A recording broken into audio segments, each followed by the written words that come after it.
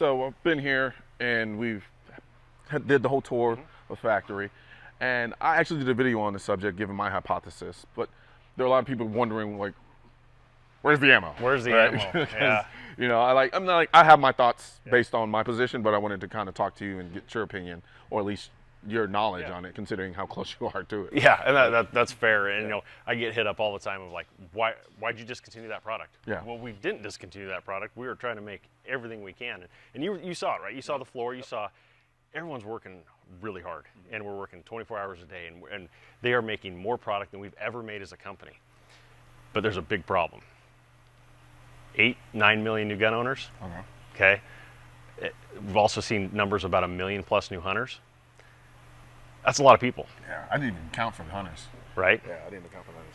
Now, there was already 50 million in the system, right? Kind of estimated, right? 50 million active participants. Yeah. Okay, that's a lot of people, a lot of guns. Every company in the country, you know, every single one of our competitors, they're all working their tails off. Gotcha. And we are doing our very best. And it just comes down to this. You're a gun owner. You go shooting. You go into the store. This is, okay, pre-COVID. Okay. You bought a box of ammo, right? Got a little scarce, maybe you bought 2. Now when you go in, if you see 3 on the shelf, are you going to buy all 3? I would. Okay.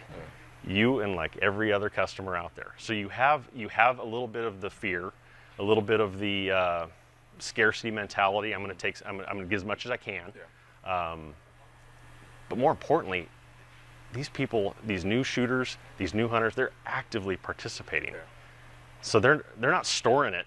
Yeah. You know, there's a group that stores it and resells it, but most of them are shooting. I mean, to be honest, like I was still buying ammo when I could find it, just because I'm not going to buy it like, hey, y'all, like, I kind of need ammo to do right?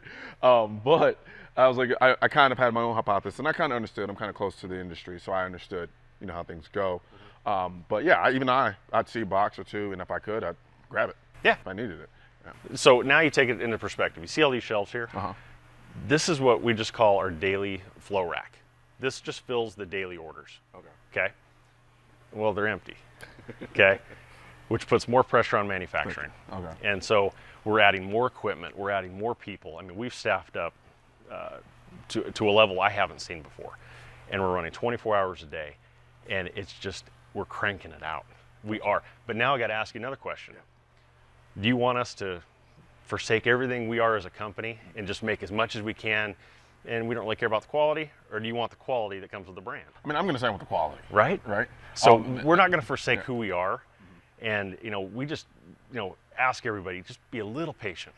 We're investing millions of dollars in equipment. We're adding people. We're adding infrastructure. We're doing everything we can to make more, but our quality level. Yeah. And so everybody's kind of, they're doing the same thing.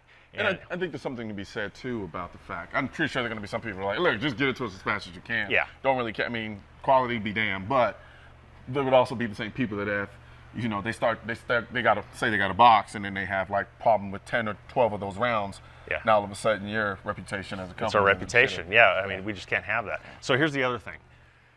We've done, I think, a really good job as a company taking care of our independent dealers, and we allocate our product. Gotcha. So someone puts in an order. Hey, some of these orders are just crazy, okay? But we're allocating and we're making sure everybody's getting something, because we got to take care of all these dealers to keep them in business, right? If they have nothing to sell, they have bills to pay. Yeah.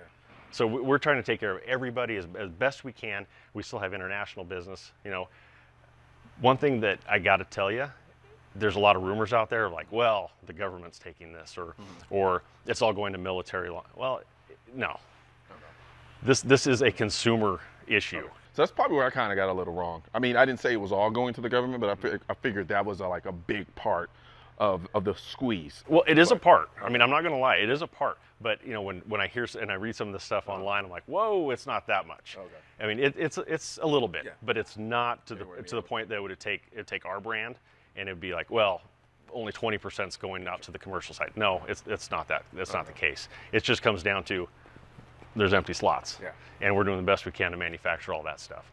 You know, the allocation's a big thing though, because like I said, I think the independent dealers, retailers, mom and pop stores, that's what makes our country great, and that's what makes it go around and around.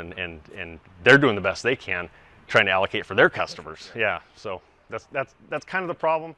I mean, there's a lot to it, but hopefully that answered your question. Yeah, no, I mean, I knew that I couldn't come here and not ask the question, Yeah. because I know it's the question everybody's been asking. Oh, it's fair. And like I said, I told you this last night at dinner.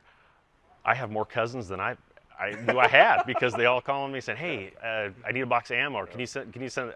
Hey." I'm pretty sure you're still trying to figure out what side of the family I land on. I tell people to get in line, unfortunately, and I mean, it took a long time for us to get ammo to you. Yeah.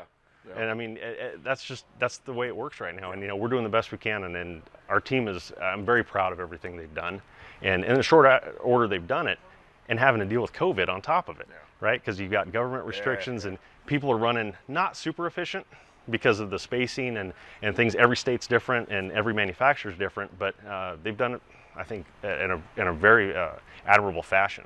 So. Well, thank you for clearing that up, Yeah, at least for me. I don't know if I cleared the whole thing up, but Yeah, I'm pretty sure there's still going to be people that have their opinions and their hypothesis, but I mean, makes perfect sense to me. yeah. And at the end of the day, if you have a question, ask me. I'll tell you. Fair enough. Yeah. All right. Appreciate it, brother. Yeah. I'm sure the YouTube algorithm is going to do a phenomenal job of suppressing this message. So please share this video with as many people as you can so we can beat the algorithm and get our two-way message out to the masses. Also, don't forget to like this video and leave a comment, and hit the bell and subscribe button. If you're looking for where to purchase your Defund Gun Control shirts, hats, and drinkware, there's a link in the description section of this video.